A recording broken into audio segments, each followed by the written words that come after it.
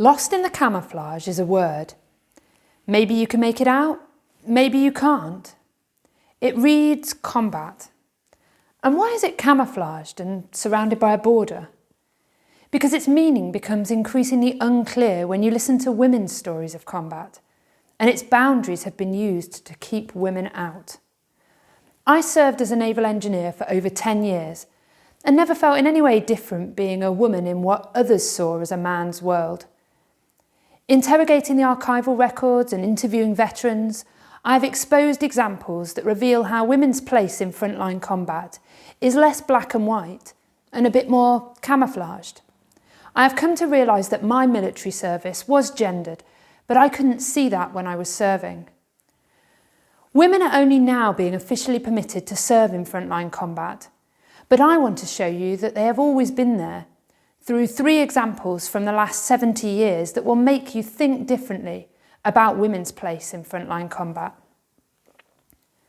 Firstly, during the 1950s Malaya emergency, Lady Templar might not have been armed or in uniform, but she pioneered a huge women's outreach programme patrolling to remote and high-risk villages. Her contribution has been written out of the history books. Secondly, in 1970s and 80s Northern Ireland, service women, again unarmed, were out on patrol every night being threatened, shot at and killed. The British Army repeatedly tried to control the story about women's participation to stop any question that these women were involved in combat. Finally, on recent operations in Afghanistan, teams of female soldiers were used on patrol to talk to the local community, especially the women. They were visibly welcomed as the next new thing, but invisibly undermined by poor support and resourcing. I have uncovered that women's presence has been written out of the mainstream histories of these campaigns. It is a myth to say that women are only now able to serve in frontline combat.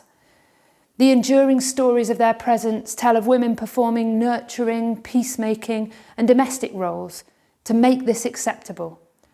But these examples reveal how setting black and white boundaries have been used as a tool to control women's place. I was struck to hear recent media coverage talk of the coronavirus frontline.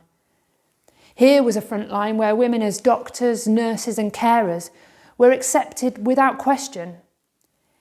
It is apparently okay for women to put themselves in harm's way in the battle against a virus, but not against a man. Combat is not black and white, it's camouflaged.